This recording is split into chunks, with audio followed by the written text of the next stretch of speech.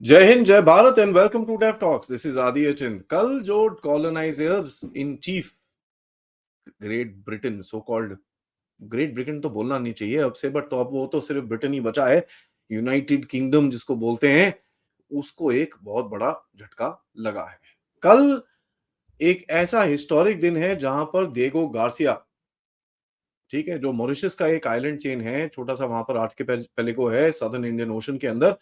कल जो basically illegally, मैं बड़ा क्लियरली बोल रहा हूं, इलीगली यूके ने हथिया के रखा हुआ था, जिसके ऊपर डील करके अमेरिका का एक बेस बना के यूके वहां पर बैठा हुआ था। कल उसको यूके को वापस मॉरिशस को देना पड़ा।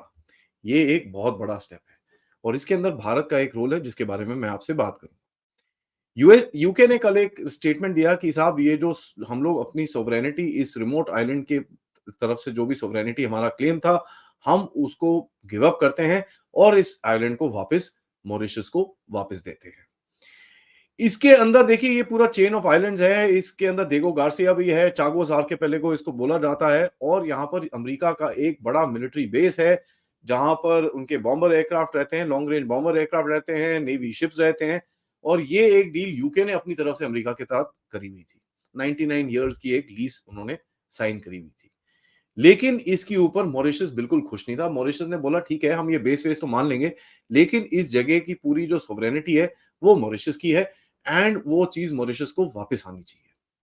कल एक जॉइंट स्टेटमेंट आया यूके और मॉरिशन प्राइम मिनिस्टर्स का, जहां पर ये स्टेटमेंट आया गया कि साहब ये अभी हो जाएगा, फाइनल डील अभी सब्जेक्ट टू फाइनलाइजेशन है, ट्रीटी बन रही है, लेकिन हम ये ट्रीटी को अभी साइन वाइन करके इस चीज को पूरी तरह से खत्म करेंगे। यूके ने यह भी बोला कि हम एक पैकेज देने वाले हैं फाइनेंशियल सपोर्ट को मालदीव्स को, ताकि एनुअल पेमेंट्स और जो भी इंफ्रास्ट्रक्चर की वहां पर हमको जरूरत है उसके उसके हिसाब से जो डील हमको करनी है वो भी थोड़ी बहुत पेंडिंग है, उसके ऊपर काम कर रहे हैं। लेकिन हम प्रॉमिस करते हैं कि फाइनेंशियल पैकेज और एनुअल पेमेंट्स भी हम मॉरिशस को देंगे। मॉरिशस ने बहुत टाइम से ये चीज बोला हुआ है कि ये जो चागोस आइलैंड्स हैं ये इनके अपने हैं, और जब 1968 में मॉरिशस को इंडिपेंडेंस मिली थी, तब से मॉरिशस दुनिया में हर जगह लॉबी कर रहा है। ऑफ कोर्स भारत के साथ वो काम कर ही रहा था। ये चीज किसी ने सुनी सानी नहीं थी 2-3 साल पहले तक, जब से भारत के अंदर इसके बारे में बातें होनी शुरू हो गई। जैसी चाइना का जो थोड़ा सा नैरेटिव बाहर निकलना शुरू हुआ, तो उसके बारे में ऑब्वियसली बातें आगे होनी शुरू हो गई। ब्रिटिश जो है कि साहब ये जो मैंने बताया, जैसे जिस तरह से अमेरिका को लीज कर रखा है, अमेरिका को इसके अंदर था कि जो भी तुम लोग करो यार, मेरा यहाँ पर बेस बूस मत हटाना। तो यहाँ से मॉरिशस की गवर्नमेंट से तो स्टेटमेंट आया कि भाई जब तक जो लीज साइंड है हम उसको अमेरिका को वहां से नहीं हटाएंगे, जो भी स्टेटस को है उसको वैसे का वैसे ही रखेंगे, लेकिन इस बेस के लीज के पैसे आपको जरूर देने पड़ेंगे। मॉरिशस ने एक इंटरनेशनल कैंपेन किया और इस कैंपेन के अंदर भारत का पूरा पूरा हाथ था। मॉरिशस ने तो यहां तक आके पूरी तरह से भारत को एक थैंक यू बोला है कि जिस तरह से भारत ने हेल्प करा है, भारत की हेल्प के बिना ये आइलैंड मॉरिशस के पास नहीं आ सकता था। यूएन पे उसने कैंपेन करा, इंटरनेशनल कोर्ट्स में कैंपेन करा, मीडिया में कैंपेन करा, और कहीं ना कहीं एक बड़ा इंटरेस्टिंग सी चीज करी थी थोड़े टाइम पहले, जब ये इनकी एक जो छोटी बहुत डिफेंस फोर्सेज हैं वो जाके लैंड कर गई इस आर्किपेलागो में और जाके मॉरिशस का फ्लैग भी लगा लिया था, और ब्रिटिशर्स बड़ा गुस्सा हुए थे इस चक्कर के अंदर। जो वर्ल्ड कोर्ट है उसने 2019 में बोला कि साहब जो ब्रिटेन का इसका ऑक्यूपेशन है ये इलीगल है, रॉन्गफुल है, और 1970s के बाद जो आपने ये लीज वीज दे रखा है, जिसके लिए पॉपुलेशन को आपने धक्के मार मार के वहां से निकाला था, उसका आपको रेपरेशंस और उसकी जो भी चीजें हैं वो आपको मॉरिशस को देनी चाहिए, और ये आइलैंड भी मॉरिशस को वापस देना चाहिए। अब मैंने आपको बताया कि भाई ये डील तो ऑलमोस्ट साइन होने वाली है और ये आइलैंड वापस मॉरिशस पे जाएगा। इसके ऊपर मैं देख रहा था कि यार अमेरिका का क्या रिएक्शन है, क्योंकि देखिए अमेरिका ने अपना जो भी था वो हेड वेज कर लिया कि भाई अमेरिका ने बोला अच्छा यार हम आपको पैसे पूसे दे देंगे, आप सॉवरेनिटी ले लो, बट यार प्लीज हमको मत हटाना, यहाँ से बहुत पंगे हो जाएंगे इंडियन ओशन रीजन के अंदर। तो बाइडेन का फटाफट जैसे ही एग्रीमेंट आता है, बाइडेन का एक स्टेटमेंट आ जाता है कि I applaud this historic agreement, conclusion of negotiation. और ये जो जगह है ये एक वाइटल रोल प्ले करती है इंटरनेशनल एंड ग्लोबल सिक्योरिटी के अंदर। यूके ने बोला कि साहब ये जो जो भी है डियोगो गार्सिया में जो बेस है वो हम मैनेज करेंगे 21-23 तक, जब तक ये लीज चलती है, और हम एक पैक्ट साइन करेंगे मॉरिशस के अंदर जहां पर सॉवरेनिटी तो मॉरिशस के पास जाती है, लेकिन लीज के पैसे जैसे मैंने आपको बताया वो भी इनको देने शुरू करने पड़ेंगे। भारत के बड़े क्लोज टाइज हैं मॉरिशस के साथ। आपको पता है भारत का एक सो कॉल्ड सीक्रेट बेस है अल्जेरा आइलैंड्स के अंदर, वहां पर जहां पर लिस्निंग पोस्ट हैं, वहां पर रनवे बन चुका है और भारत की काफी हद तक वहां पर एसेट्स भी डिप्लॉय हो चुके हैं। पोर्ट लुइस की जो सोवरेनिटी जो डिएगो गार्सिया का था, उसके अंदर भारत का एक बहुत बड़ा रोल है। और इसी साल में जुलाई में जब जयशंकर जी मॉरिशस गए थे, उन्होंने वहां पर पूरी तरह से खुलेआम बोला था कि भारत का पूरा पूरा सपोर्ट है इस चागोस आर्किपेलागो को वापस लेने के लिए फ्रॉम द यूनाइटेड किंगडम। अब देखिए ऐसा है कि अब भारत का कुछ एक वहां पर मिलिट्री आउटलुक भी रहेगा, लेकिन देखिए आपके पास अजम्पशन आइलैंड वहां पर ऑलरेडी है और भी काफी सारे उस जगह पे सेटअप्स हैं, सेशल्स के अंदर हैं, आपका मेडागास्कर के अंदर है और काफी सारे और आपके डिफेंस पोस्ट उधर पे ऑलरेडी है। तो देखते हैं भारत का अगर इसके अंदर कुछ इंटरेस्ट आता है चागोस के अंदर, जहां पर आप भी कहीं जाके मॉरिशस के साथ कुछ डील करेंगे कि नहीं करेंगे, ये तो टाइम ही बताएगा। जो हाई कमिश्नर है मॉरिशस के भारत में, अब मैं आपको बताऊं यूपीआई का जहां पर नाम आता है, वहां पर ये वेस्टर्न एस्टैब्लिशमेंट थोड़ी सी हिल जाती है, क्योंकि अभी मंगलवार को जो हाई कमिश्नर हैं उन्होंने लॉन्च किया यूपीआई को मॉरिशस के अंदर। और ये चीज आपको याद होगा, मॉरिशस के प्राइम मिनिस्टर आए थे मोदी जी से मिलने के लिए, उस टाइम पे ये अग्रीमेंट्स साइन हुए थे। भारत का एक और सिक्योरिटी सॉर्ट ऑफ एस्टैब्लिशमेंट है जिसको बोलते हैं कोलंबो सिक्योरिटी कॉन्क्लेव।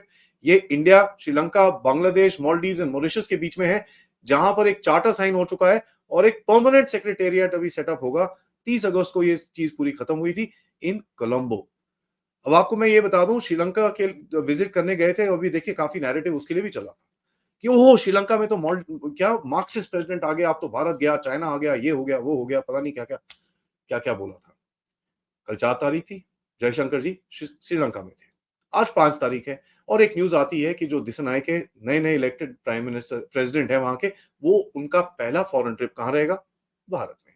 सो ये चीज हमको समझ में आनी चाहिए कि ये जो नैरेटिव्स हैं और जो रियल पॉलिटिक है, उसके अंदर बहुत अंतर होता है और भारत का गेम बड़ा शांत, क्वाइट और बहुत ही इफेक्टिव इस जगह पे रहा है।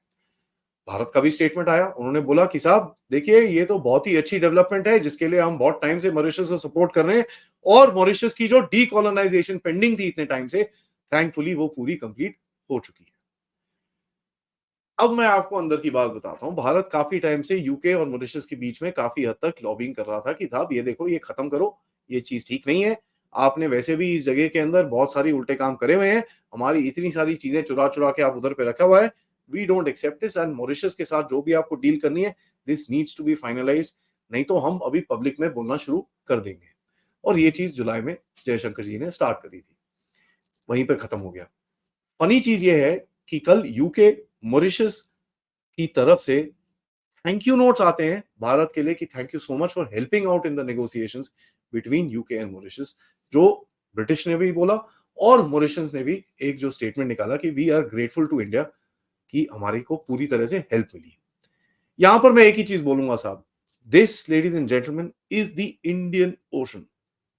यहां पर भारत का एक जो एक सुप्रीमेसी है, धीरे धीरे करके भारत को एस्टैब्लिश करनी ही होगी। एंड भारत को अपना सुप्रीमेसी का मतलब ये नहीं है कि अमेरिकन स्टाइल हेजेमनी, सबके सिर में जाके डंडे मारते रहो, वो हमारा स्टाइल नहीं है। लेकिन this is the Indian ocean and India will lead any initiative in the Indian ocean. ये स्टेटमेंट बड़ी तरह से आपने इस ये चीज करके क्लियर कर दिया है। यहां पर देखिए जो ब्रिटिश है उनको अभी थोड़े से और डर लगेगा। डर ऐसा लगेगा कि आपको पता है अर्जेंटीना में एक चीज है जिसका नाम है द फॉकलैंड आइलैंड्स, ठीक है, जिसको अर्जेंटीना मारियानास बोलते हैं। और मैं भी आपसे मारियानास ही बोलूंगा, जो इलीगली ऑक्यूपाइड है ब्रिटिश की तरफ से। एक वॉर भी फाइट कर चुके हैं बाय द वे अर्जेंटीना के अगेंस्ट में वो लोग। अब ये जो डेवलपमेंट हुआ है मॉरिशस में, इसमें अर्जेंटीना भी शुरू करेगा मेरे आइलैंड मुझे वापस करो।